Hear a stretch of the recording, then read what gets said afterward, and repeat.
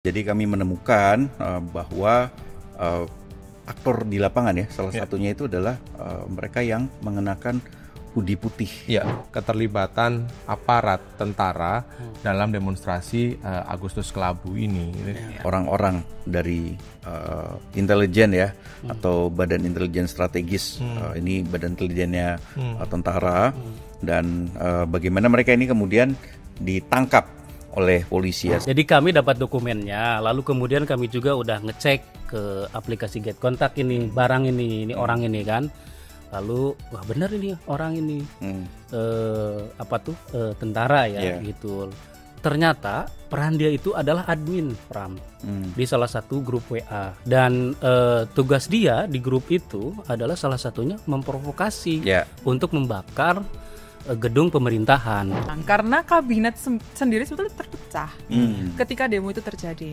Apa pecahnya? Gimana tuh, Cak? Jadi ada dorongan dari beberapa menteri untuk mencopot Listio sebagai Kapolri. Prabowo memanggil Listio sendiri, empat mata.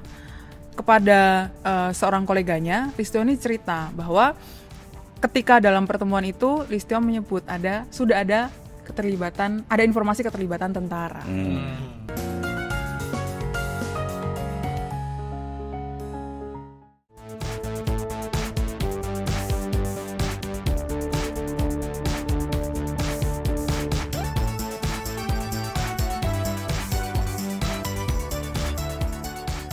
Yo, jumpa lagi bersama kami di Bocor Arus Politik bersama saya Stefanus Pramono, bersama saya Erwan, dan gue Ramono Srikang. Francisca Kristina sana.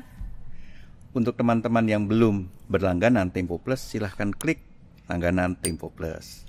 Dan buat teman-teman yang ingin membaca laporan Tempo, silahkan klik link yang ada di deskripsi di bawah ini. Dan ingat, jangan baca dan sebarkan konten-konten bacakan karena di situ ada hak ciptanya.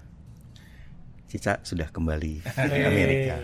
Welcome back. Welcome back Ante kasih. Karena setelah Cica datang langsung ribut. Langsung demo.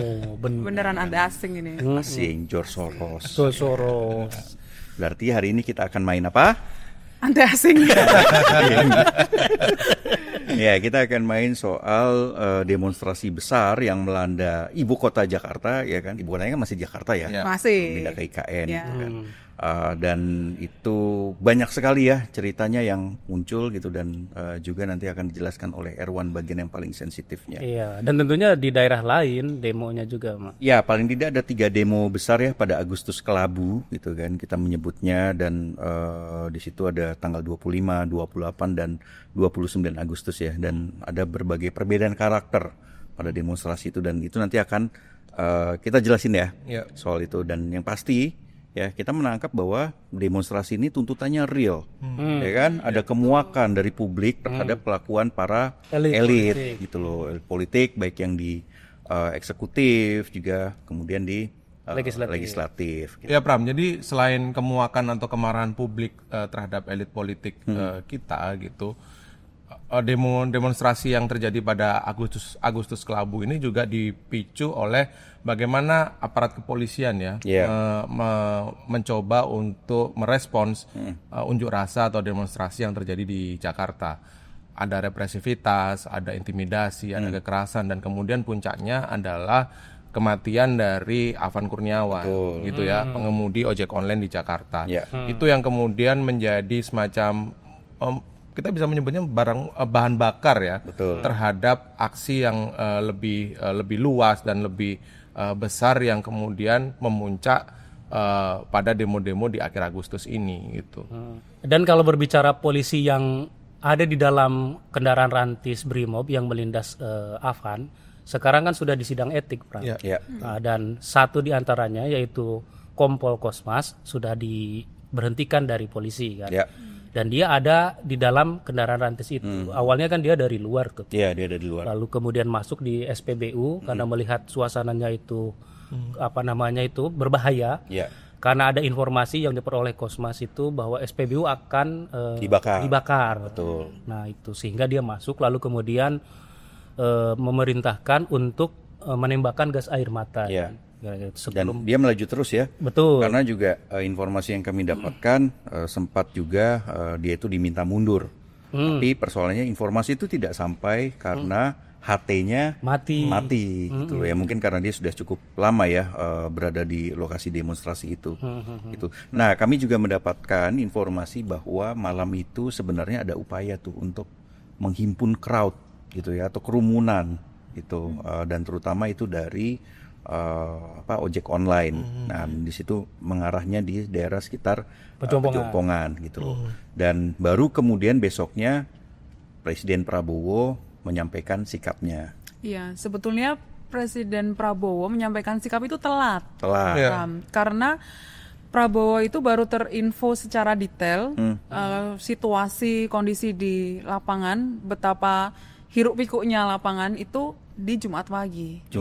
Jadi ada upaya untuk mengisolasi Prabowo dari informasi yang real di lapangan, dari orang-orang di sekitarnya, dan juga beberapa menteri di kabinet itu diminta untuk tidak menyampaikan statement sampai di Jumat sore, sampai Jumat malam. Bahkan ada satu menteri yang handphonenya nonaktif dan baru bisa dihubungi sampai Jumat malam gitu. Upaya mengisolasi itu yang gue dengar gagal karena kasus kematian atau tewasnya Afan.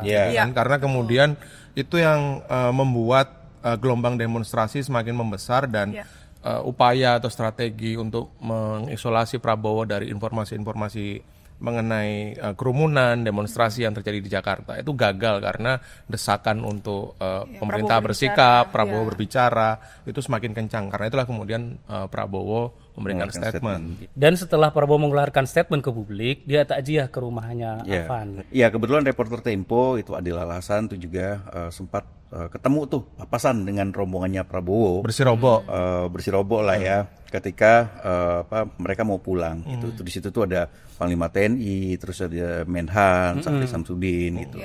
Terus ada juga Teddy gitu ya. Teddy Indrawijaya maksudnya. Dan kemudian kami mencari informasi lebih dalam lagi. Ya memang pemerintah sudah memberikan berbagai pemberian untuk keluarganya Afan ya, seperti rumah, terus pekerjaan.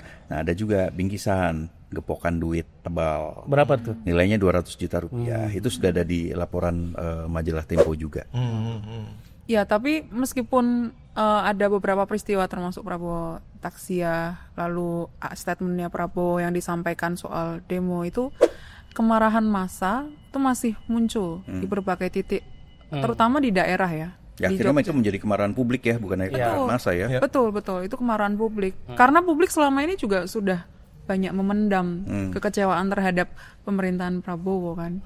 Dan yang paling penting adalah sensitivitas terhadap situasi yang terjadi di masyarakat sih, Pak. Betul. Di tengah situasi ekonomi yang sulit gitu kan, harga-harga bahan pokok juga naik gitu. Tapi perilaku atau tingkah laku elit itu tidak mencerminkan bagaimana situasi di masyarakat. Itu yang kemudian memicu kemarahan publik. Betul. Ya, tadi Cica sudah menyebutkan juga soal kerusuhan dan juga kemudian ada penjarahan ya. Kita tahu ya. Dan di situ tim investigasi Tempo itu juga sudah bergerak tuh, ya, mengumpulkan berbagai macam video ya, Kang ya. Ya, jadi Pram, kita juga sama-sama lah ya bergerak untuk mengumpulkan kesaksian dan juga bukti-bukti video CCTV ya yang tersisa lah ya, yang bisa kita kumpulkan dari lapangan gitu. Dan kita dibantu oleh tim Media Lab di Tempo, Krishna dan tim, untuk mengevaluasi dan menganalisis sebenarnya bagaimana pola-pola yang kita temukan dalam aksi perusakan fasilitas saat demonstrasi dan juga penjarahan ke rumah anggota DPR dan juga Menteri Keuangan Sri Mulyani gitu. Dan temuan kita ini memang kita cocokkan sebenarnya dengan investigasi yang dilakukan oleh lembaga negara juga. Gitu. Nah, salah satunya ada seorang narasumber dari lembaga negara yang bercerita bahwa identifikasi terhadap massa yang menjarah. Oh, yang soal pelakunya ya. Jadi kami menemukan bahwa aktor di lapangan ya, salah satunya itu adalah mereka yang mengenakan hoodie putih. Ya, juga dengan masker putih. Putih-putih. Kayak siapa tuh, Wan? Papain kali ya. Tapi kan nggak pakai hoodie putih, Pram. Dan Iya, coba untuk iya. meredakan Betul. demonstrasi gitu ya. Iya, iya. Dan memang cocok, Pram. Jadi informasi dari sumber lu itu kita coba cocokkan dengan temuan-temuan footage atau cuplikan-cuplikan CCTV maupun rekaman-rekaman yang bisa kita ambil, kita crawling dari data-data dan juga kita pakai OSIN gitu. Iya, OSIN itu adalah Open Source Intelligence ya, Iya. semacam teknik untuk investigasi salah satunya Iya, ya salah yang satu dilakukan oleh investigasi. Krishna ya. Gitu. Iya, ya. Dan temuan itu kemudian coba kita share juga ke pemirsa Bocor Halus Politik nih, Pram.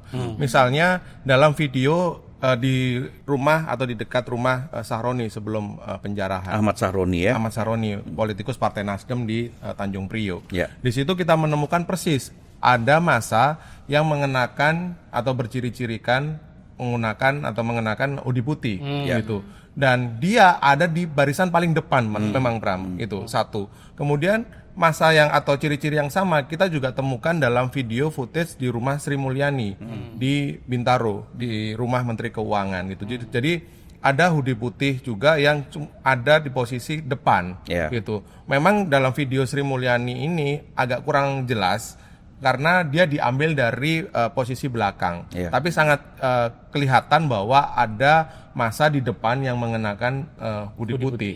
Yang belum bisa kita pastikan adalah apakah dua orang ini sama atau orang yang sama di rumah Sahroni dan juga di rumah Sri Mulyani. Dan di Pejombongan juga, Kang, informasi dari salah satu narasumber di lembaga negara ya. Itu juga ada yang mengenakan pakaian hoodie putih di Pejombongan di peristiwa apa nih?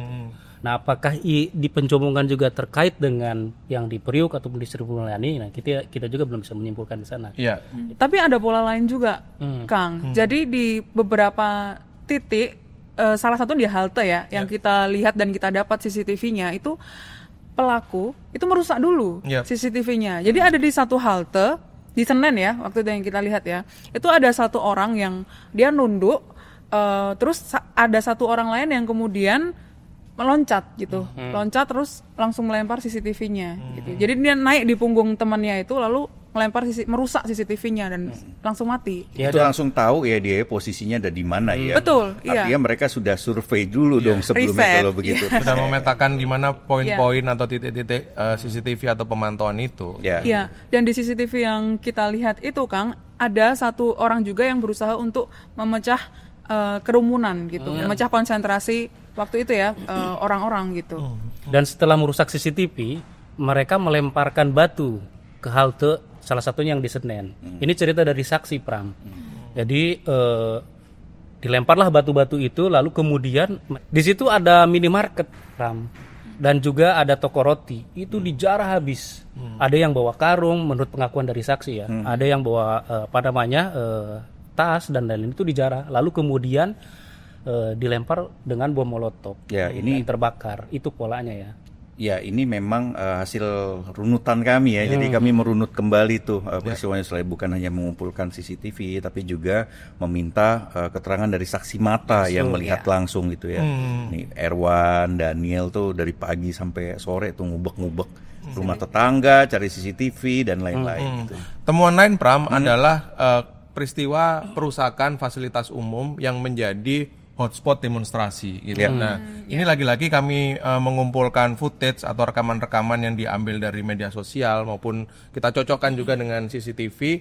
Itu misalnya menemukan pola bahwa perusakan yang terjadi di fasilitas umum seperti halte itu dimulai sekitar di atas jam 9 atau setengah 10 malam. Itu kita cocokkan dengan time code yang ada di CCTV dan juga potongan-potongan video yang diambil oleh warga atau netizen gitu kan.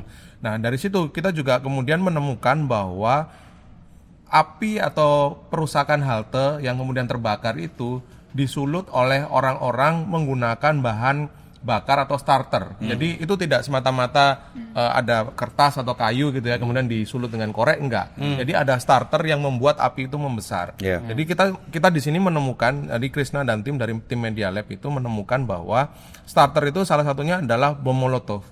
Itu terjadi pada footage atau potongan video di halte MRT Senayan. Berarti mereka well prepared banget ya? Betul, Pram. Jadi memang mereka menyiapkan bahan bakar atau bahan starter itu sebelumnya tentu saja ya, dan mereka menerobos pagar dan melemparkan starter atau bom molotov itu ke area yang kemudian memang mudah terbakar. Itu kita temukan di halte MRT ya kan, dan juga di halte sebentar. Aku cek dulu ya biar nggak omon-omon nih, Pak. Omon-omon tuh nama podcast. Kayak nama program kita ya. Pak nonton ya. Itu ada bos kami semua, Bagja Hidayat. Oke, selain di halte MRT Senayan, pola yang sama ditemukan di gerbang tol Senayan. Iya kan? Di situ kita mendapatkan satu potongan video di mana ada orang yang menyulut api ke bawah dan itu kemudian langsung membesar gitu, Pak. Jadi ini tidak mungkin dipicu oleh bahan bakar biasa saja gitu, seperti kertas, kain atau apapun ya. Pasti ada starternya yang membuat api membesar. Ya. Nah, kita juga menemukan ada pola atau kode untuk memulai kerusuhan dalam arti penjarahan ya. Kalau tadi ada perusakan fasilitas umum di rumah Sri Mulyani misalnya yang dijarah di Bintaro, itu ketika perusak masuk atau penjarah masuk, ada drone yang seperti memberikan petunjuk gitu. Seperti menggiring massa untuk masuk ke dalam, lalu juga ada letusan kembang api. Itu yang memicu massa untuk bergerak dan merangsek masuk ke kompleks Sri Mulyani ya. Ya. Dan ini bukan cuma di Sri Mulyani juga ya, di beberapa titik lainnya pun juga ada kode-kode serupa kan yang muncul kan. Salah satunya di rumahnya Uya Kuya. Jadi kita juga menelusuri lagi dan bertanya kepada saksi-saksi yang di sekitar rumah Uya Kuya gitu. Mereka mengatakan kepada Tempo bahwa kodenya adalah seperti teriakan gitu, seperti wu wu wu wu gitu. Lalu setelah adanya teriakan itu barulah massa yang sebelumnya itu sudah berkumpul di minimarket di dekat rumah Uya Kuya langsung merangsek dan masuk ke rumah Uya Kuya. Dan jangan lupa ada juga ini 2 gelombang. Wah, di semua tempat 2 gelombang. Betul. Jadi ada yang masuk duluan penjara, terus kemudian ada yang berikutnya kelompok lain yang juga masuk terus ya juga sama-sama menjarah gitu kan. Nggak mungkin juga ini ketinggalan aja kan. Gitu loh. Dan rentang waktunya sekitar 1 jam atau 2 jam dari gelombang 1 gelombang kedua datang itu. Tapi informasinya kalau di rumah Uya Kuya dan di tempat Eko Patrio itu sebetulnya hampir ada 3 gelombang. Gelombang pertama adalah penjarahan pertama, gelombang kedua penjarahan kedua, yang gelombang ketiga ini yang diantisipasi oleh orang-orang di PAN gitu ya, itu pembakaran rumah Uya Kuya dan Eko Patrio. Dan keduanya sudah tidak ada di rumahnya masing-masing. Keduanya sudah diungsikan di salah satu apartemen di Jakarta Selatan. Artinya dengan pola seperti itu, pembakaran maupun penjarahan, artinya ada terkoordinasi ya. Sangat dikoordinasi ya. Gitu. Ya ini juga terkonfirmasi oleh beberapa petinggi lembaga negara yang ikut mengurus persoalan ini ya, bahwa memang ini sangat terorganisasi nih kelompok ini gitu. Dan juga ini sebenarnya ada dugaan, ini masih dugaan ya memang ya, yaitu bahwa rumah orang-orang ini sebagian ini sebenarnya hanya sasaran antara. Gitu. Ada yang tokoh lain siapa itu ya disasar gitu. Siapa itu? Ke rumah pertama itu justru sasarannya, Pak. Ya, tapi itu menjadi seolah dikaburkan gitu. Betul. Loh. Gitu ya, nanti lengkapnya bisa dibaca di majalah Tempo. Dan yang menarik, Pram, rumah-rumah itu sudah ada yang menjaga, aparat tentunya. Artinya kan ini ada pembiaran dong. Ya sebenarnya mungkin juga bisa disebut pembiaran atau enggak, itu nanti perlu dibuktikan lebih lanjut. Betul, ya. Karena mungkin kalau menghadapi ratusan orang yang datang juga mereka kelimpungan ya. Sebetulnya beberapa hari sebelum penjarahan itu ada semacam kode di media sosial yang membuat ya Sri Mulyani ya itu was-was rumahnya akan dijarah, yakni poster atau gambar yang menunjukkan ada 4 wajah, Uya Kuya, Eko Patrio, kemudian Sahroni dan juga Sri Mulyani gitu. Sri Mulyani sudah berusaha untuk melaporkan atau menyampaikan kepada presiden lewat 2 pejabat. Salah satunya menteri dan satu orang yang menempel dengan presiden. Di hari Sabtu pagi sebelum rumah Sri Mulyani dijarah, Sri Mulyani itu sudah diberi pertolongan lah ya. Ada aparat yang memang berjaga di rumahnya Sri Mulyani sebanyak lebih dari 20 orang. Tapi kemudian benar kata Erwan tadi, semacam ada pembiaran gitu ketika massa bergerak, aparat tadi kayak mempersilahkan aja gitu. Jadi tidak berusaha menghalau ya? Tidak berusaha menghalau karena alasannya adalah masanya terlalu banyak, jumlah orang yang datang terlalu banyak.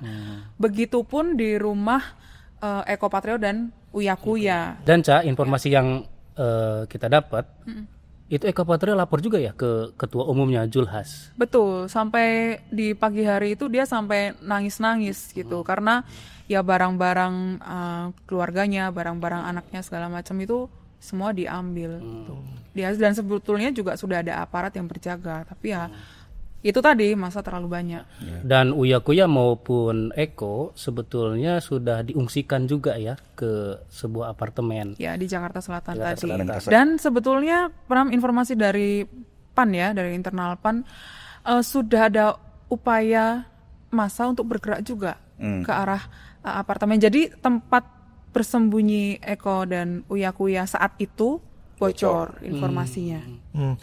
Menyoal penjarahan ke rumah pejabat dan juga politikus DPR ini, Pram, sebenarnya ada satu semacam sikap gitu ya, bahwa ya bagaimanapun atau sebenci-bencinya kita terhadap perilaku atau tingkah laku politikus pejabat di Indonesia gitu, penjarahan bagaimanapun tidak bisa dibenarkan. Betul. Karena ini sudah masuk dalam persekusi ya, gitu. Dan kriminal dan juga sudah masuk ke ranah yang sangat privat. Rumah itu kan sangat privat gitu kan.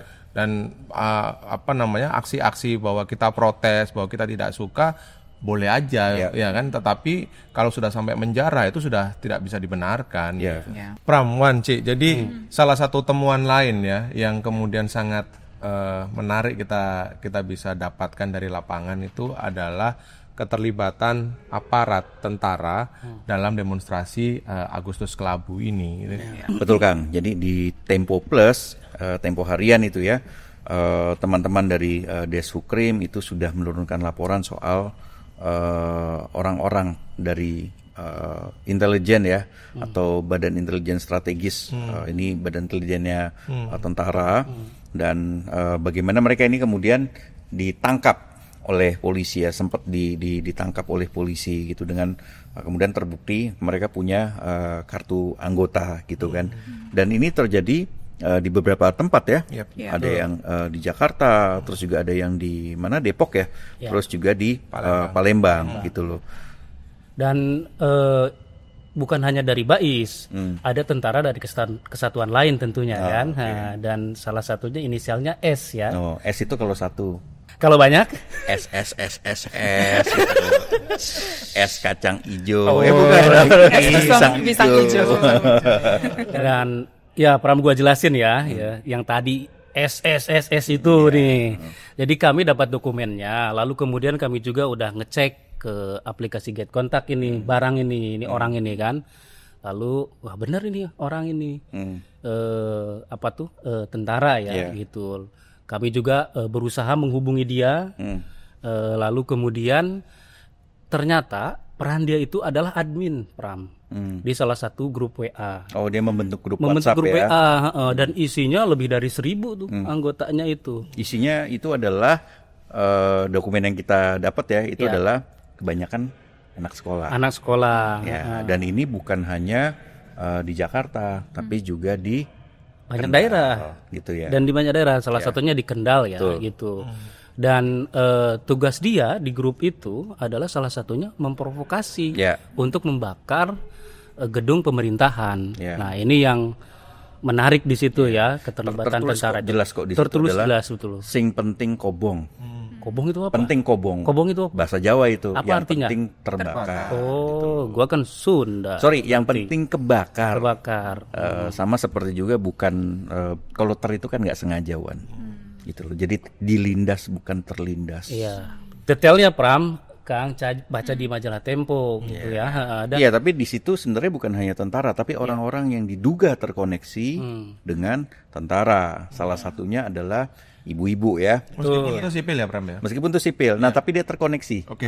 Informasi yang kami dapatkan dia terkoneksi dengan salah satu grup elit itu. Dan dia itu menghimpun massa gitu ya. Untuk bergabung dalam demonstrasi dan itu udah bayarannya. Betul. Besarnya berapa? 62.000 Rupiah. Emangnya dolar. Enak banget dari Amerika. Mindsetnya masih dolar.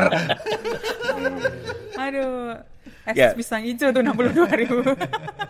Dan jangan lupa Pram, ada juga keterlibatan di Tenggarai ya, keterlibatan sipil. Namanya itu Mugianto. Ini yang videonya sudah beredar di mana-mana ya. Dan dia diduga disuruh oleh anak tentara ya. Pengakuan dia betul. Ya, yang pasti kalau kami juga sudah coba bertanya ya ke beberapa lembaga negara ya, apakah keterlibatan tentara ini meliputi merupakan instruksi atau menyangkut institusi TNI secara umum, TNI loh ya. Kalau TNI itu kan di bawahnya ada banyak tuh. Ada juga angkatan darat gitu, terus juga ada lembaga intelijen gitu ya. Selain Matra-Matra ada lembaga intelijen gitu. Apakah ini melibatkan TNI secara umum? Enggak. Gitu loh. Ini memang sejauh ini sifatnya masih personal, tapi ada kemungkinan mereka terkoordinasi gitu loh. Oke Pram, kalau dari pasukan elit gimana Pram? Lengkap yang baca di majalah Tempo ya. Nah, Pram, Wan, C, ini kan kita sudah membahas dugaan keterlibatan tentara ya dalam demonstrasi Agustus gitu. Tapi kita juga mengumpulkan informasi dari sisi politiknya, ya kan? Ini yang juga nggak kalah gurihnya nih, Pram, ya kan? Karena kita mendengar bahwa Istana atau Presiden Prabowo itu juga pontang-panting dalam merespon atau menanggapi demonstrasi yang terjadi. Ini ujian pertama dia nih sebagai presiden. Ujian gitu. kesekian. Iya. Demonya udah gede. Iya. Tanyanya lulus nggak? Tergagap-gagap. Ya kalau kemarin kan kita sudah menuliskan juga soal pontang-pantingnya istana ya. Tapi itu memang terus bergulir tuh, mengingat deadline gitu. Nah inilah memang kalau dalam situasi deadline itu kan memang ada batasannya gitu loh. Kemudian terjadi perubahan baru gitu dan waktu itu kita juga melihat istana nih pontang-panting banget menghadapi demonstrasi ini gitu kan. Sampai presiden kemudian harus turun langsung ketemu dengan kerabatnya Afan Kurniawan dan juga ada manuver dari istana untuk menggerakkan kementerian dan lembaga gitu loh dengan mereka mengupload pidatonya presiden gitu kan. Terus juga kemudian ada menteri yang mengunggah postingan gitu kan yang kita percaya dengan langkah presiden memberantas mafia migas. Betul. Gitu kan. Yang percaya kan dia ya. Iya. Nah ini menarik, Pramwan, Kang, karena kabinet sendiri sebetulnya terpecah ketika demo itu terjadi. Apa pecahnya? Gimana tuh, Cak? Jadi ada dorongan dari beberapa menteri untuk mencopot Listio sebagai Kapolri. Listio Sigit Prabowo. Di Jumat malam ketika Prabowo setelah pulang dari taksi ya di rumah Afan Kurniawan, Prabowo mengumpulkan beberapa orang di satu tempat. Ada seorang menteri yang tunjuk wajahnya Listio. Listio harus dicopot dan sudah ada nama penggantinya sebetulnya. Kenapa? Karena Listio dianggap gagal sebagai pemimpin lembaga kepolisian untuk menertibkan anak buahnya atau pasukannya. Dan juga gagal mengantisipasi demonstrasi ya. Betul. Dan setelah pertemuan itu Prabowo memanggil Listio sendiri. 4 mata. Kepada seorang koleganya, Listio ini cerita bahwa ketika dalam pertemuan itu Listio menyebut sudah ada informasi keterlibatan tentara.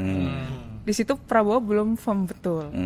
Yang Prabowo ikut datang ke rumah sakit Polri itu kan? Yes, betul.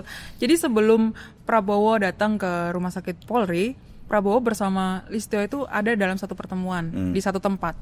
Dan Listio menyampaikan data berupa identitas perusak fasilitas umum, penjara, dan di dalam data itu juga ada aliran transaksi dana yang dilaporkan kepada Prabowo. Disitulah Prabowo percaya bahwa ada keterlibatan, secara firm Prabowo percaya bahwa ada keterlibatan tentara.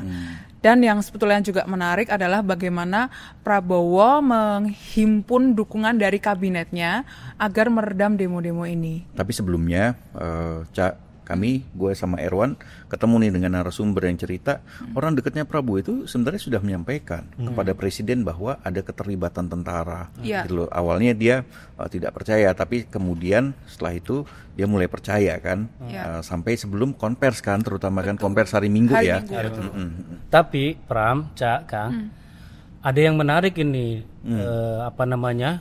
Prabowo menjenguk polisi di Rumah Sakit Kramat Jati ya, Polri ya. Tidak ada tuh dalam agenda itu tuh.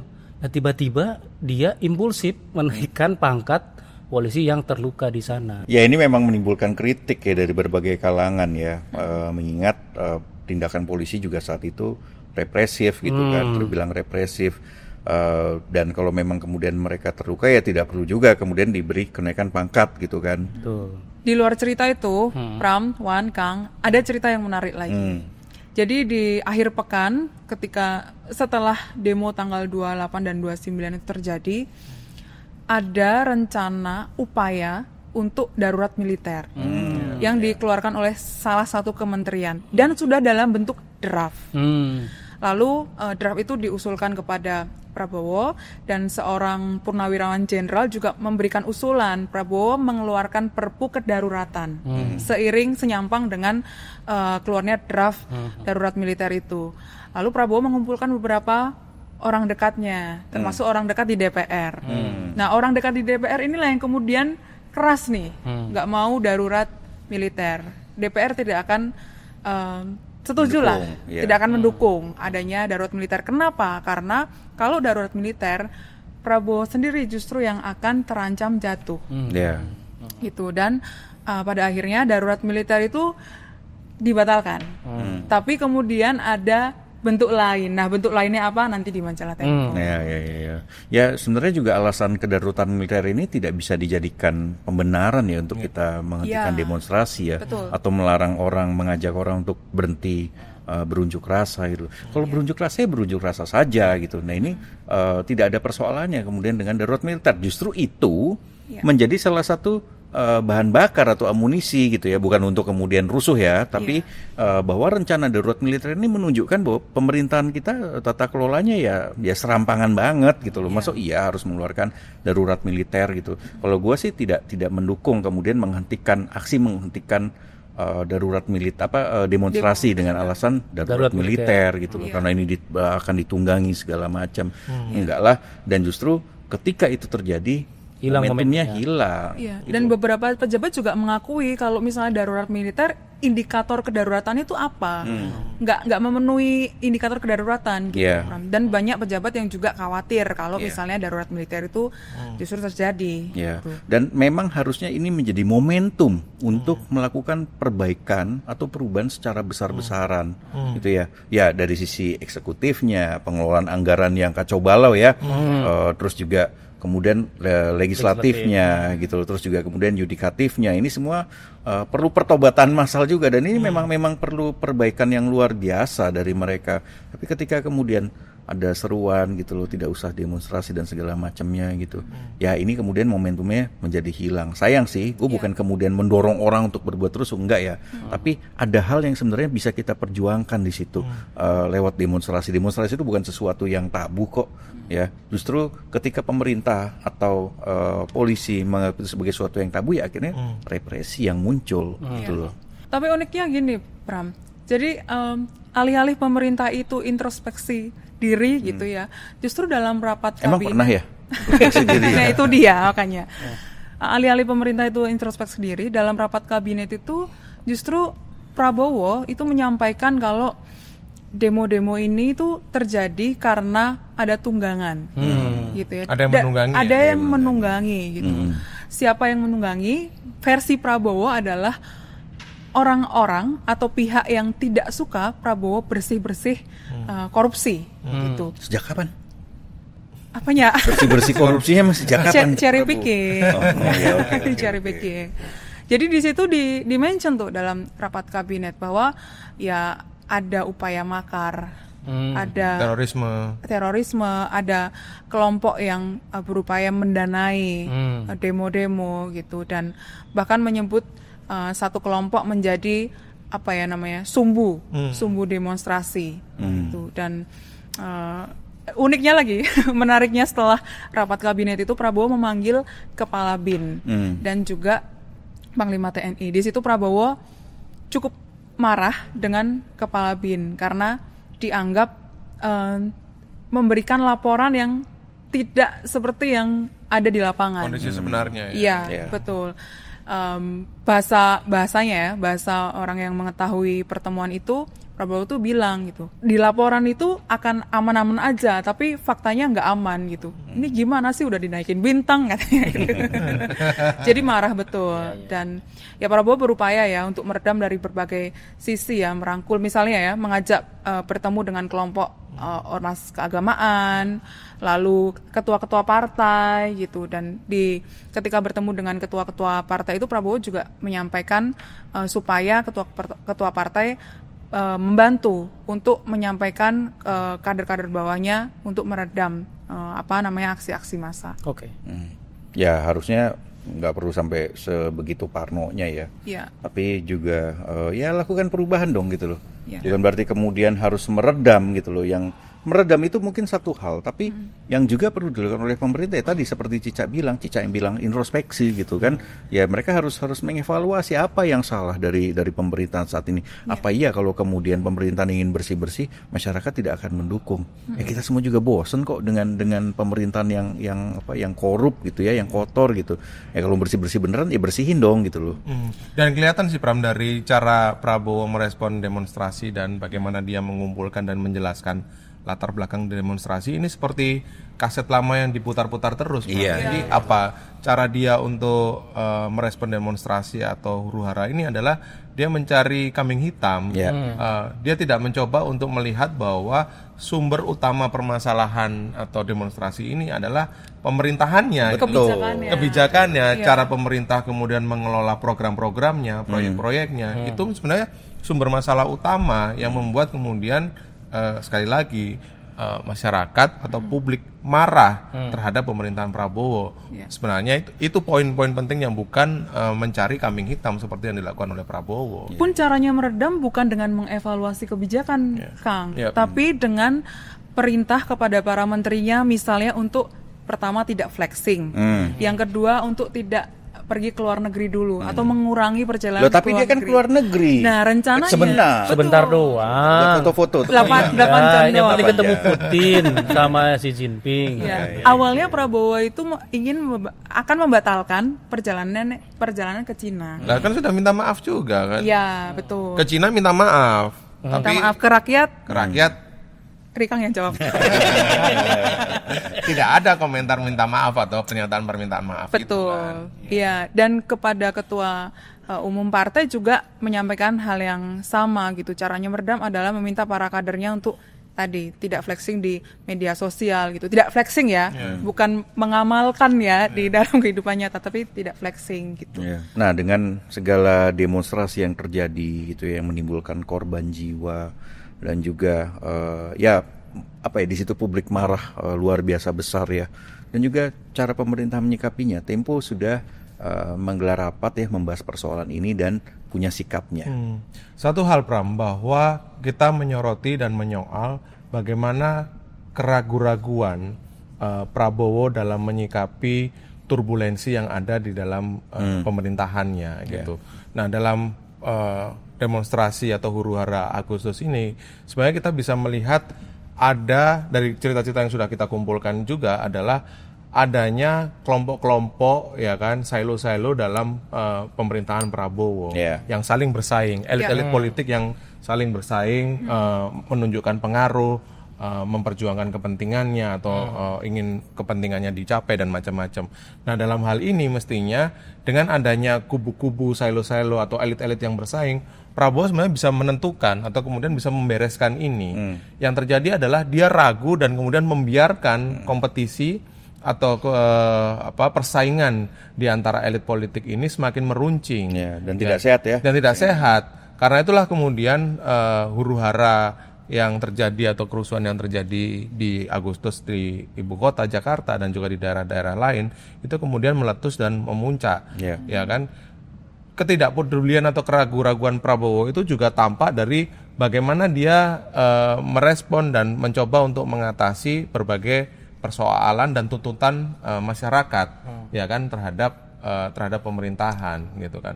Paling gampang bisa kita lihat dari bagaimana dia itu tadi Cica udah jelaskan. Baru beberapa jam demonstrasi sudah reda, dia sudah terbang ke Cina, ya kan. Dan kita mesti mengingatkan juga bahwa beberapa kali presiden itu tumbang, jatuh setelah dia pergi dari luar negeri, ya kan. Paling terakhir misalnya Soeharto, Soeharto itu terjadi turbulensi atau peristiwa Mei setelah dia pulang dari Mesir. Nah, sikap-sikap saat dia di Mesir itu terjadi turbulensi di dalam negeri gitu. Nah, ketidakpedulian Prabowo ini terlihat dari bagaimana dia memperlakukan demonstrasi dan tuntutan masyarakat. Oke, cukup ya. Saksikan terus Bocor Alus Politik hanya di YouTube Tempo.co dan teman-teman juga bisa mendengarkannya di Spotify Bocor Alus Politik. Sampai jumpa.